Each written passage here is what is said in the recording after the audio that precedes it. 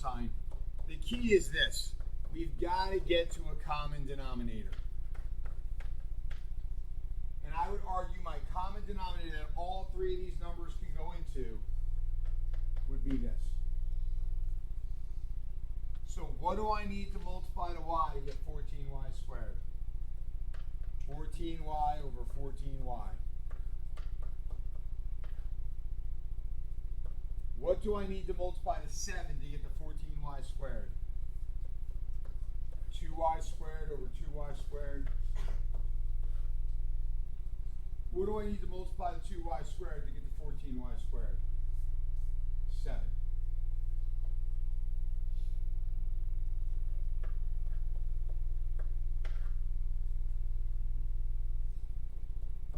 y over 14y squared. 4y squared over 14y squared minus 21 over 14y squared. We have a common denominator. And I combine my numerators. I think it's good form to put the 4y squared in the front. That's your answer.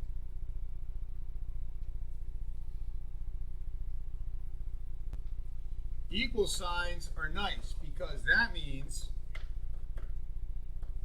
we can get rid of the denominators. Now I can just multiply everything by x plus 4. And I'm left with negative 1 equals 6 times x plus 4 minus x. Don't cheat here. Don't skip steps. So when I combine like terms, I get 5x plus 24. I get negative 25 equals 5x, and x equals a negative 5.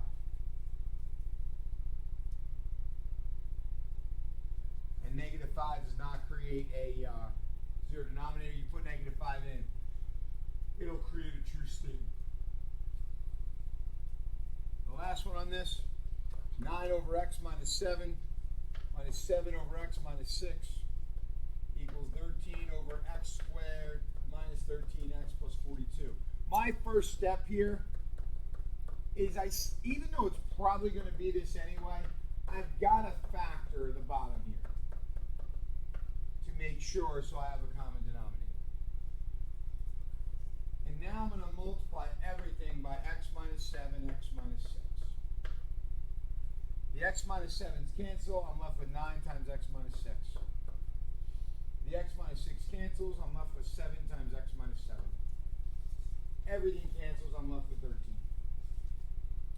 Once I get to here, we're talking about an algebra 1 equation. 9x minus 54 minus 7x plus 49 equals 13. 2x minus 5 equals 13. 2x equals 18. And then obviously we're going to divide both sides by 2. And my x is going to equal 9.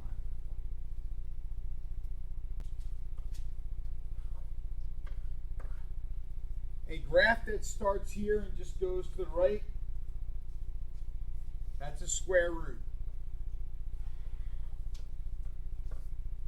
So the left graph would be C. This right here represents an exponential graph.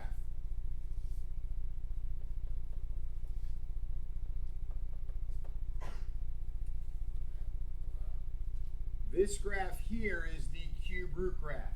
It's funny, if it's going up, it's a cube graph. Here, this is a cube root. And remember, a log, that number can't be to the left of 0. So this would be your logarithmic graph.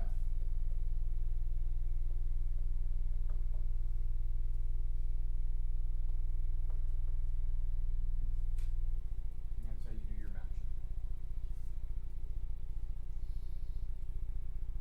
Now for arithmetic series, these are the two equations you really should know.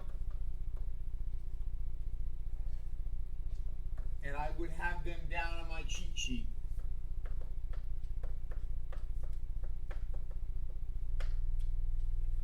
This gives you the sequence. This gives you the sum of the series. The series is adding them all up. The sequence is figuring out a specific one. So in number 60, 8 to the 26 equals negative 77. So negative 77 goes in for a to the n. We need the first term. That's what we don't know.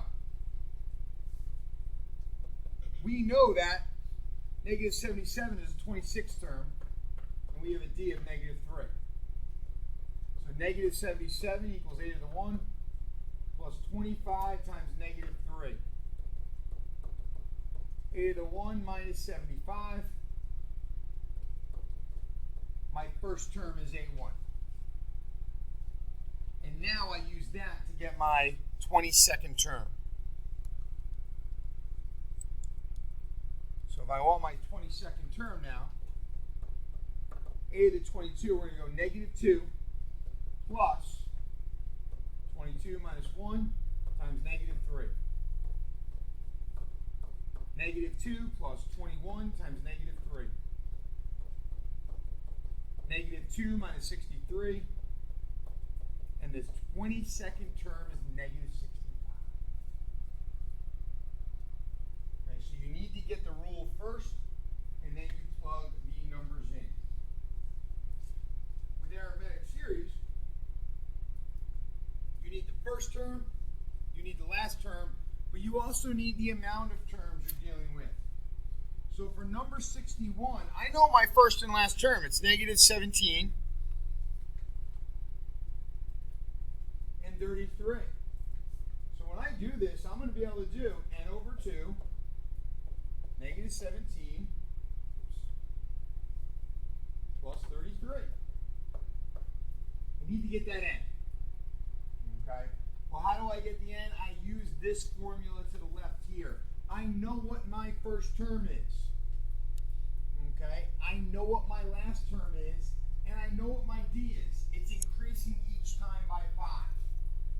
So my first or my last term is 33. My first term is negative 17 plus n minus 1. It's increasing by 5. So the 33rd term or the last term here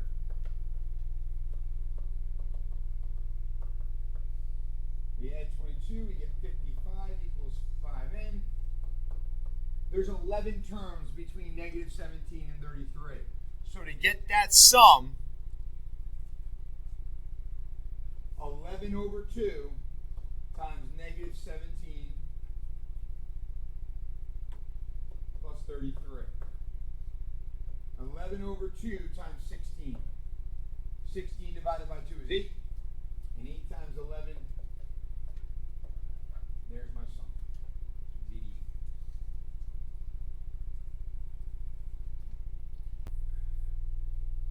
Alright, hold on guys. Let's try this again. Sorry about the little break here. Okay.